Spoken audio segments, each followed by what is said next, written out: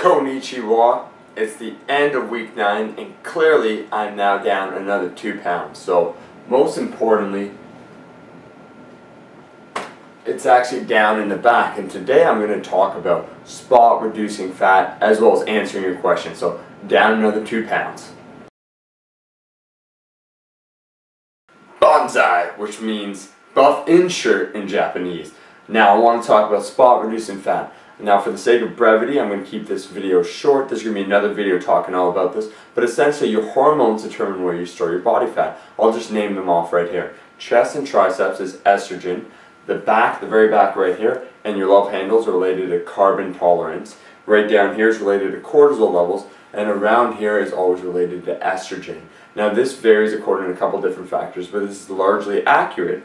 Now if you'll notice, over the last couple of weeks I've been getting leaner and leaner, both in the back of the arm.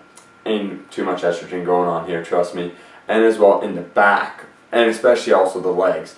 This is as a result, I'm actually back on antibiotics. I had the wisdom teeth removed and then some stuff happened, so now I'm actually back on. Gotta wait another week to eliminate it, but it's messing up with my gut health. So as you notice, just right around down here and right down here, it's a little bit more stalled than say the other areas. And I know because the body fat measurement I use is the 7-site Jackson-Pollock equation, where you can measure each and every site to find out where you're losing fat. And I'm losing a lot of fat here and a lot of fat here. So in spite of being sick, I lost another 2 pounds in the final 4 weeks. And I'm going to elicit and I'm going to use that crazy diet that I told you about, the Fat Annihilator diet. That's going to be part of the premium package launching August 20th.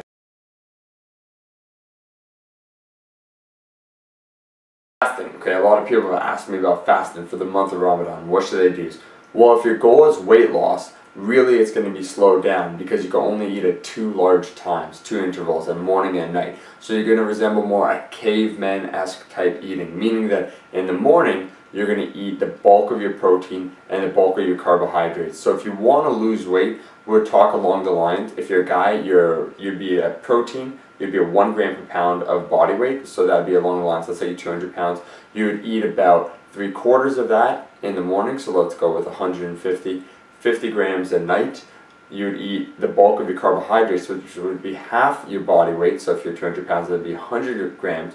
You'd eat those in the morning, so that's another 100 grams. And then you'd split up your fat into 1/4 of your body weight, so that would be 50 grams. You would eat just 1/4 of that in the morning, so that would be whatever, 12.5, and the rest of the night 37.5, and that's how you split up your meals. You can actually do the same thing for women, but if you exceed along the lines of say 160 pounds or so forth, then you want to just cap it at about 160 grams of protein and use that as your measurement. And for guys too, if you're above 200 pounds. If your fear is muscle loss and you don't want to lose muscle as either male or female, then you got to be eating a lot more. I'm talking about 2 grams per pound of body weight of protein in between the morning and the night.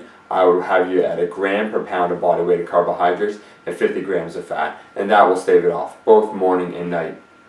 Now, I mentioned something along the lines of a crazy diet, a Fat Annihilator diet, the most effective diet I've designed and I've ever witnessed that I'm going to be on as soon as the antibiotics are over. So it's going to be from weeks 10 to 12, and that's going to shuttle the fat loss even further, because right now I'm down in 9 weeks 20 pounds, so that's quite a lot actually when you consider it's not water weight, because I know what I'm talking about when it's losing weight. You can optimally lose about 2 to 3 pounds maximum a week, so I'm right on target in spite of having surgery and having 2 weeks off and being on antibiotics. So clearly it's working.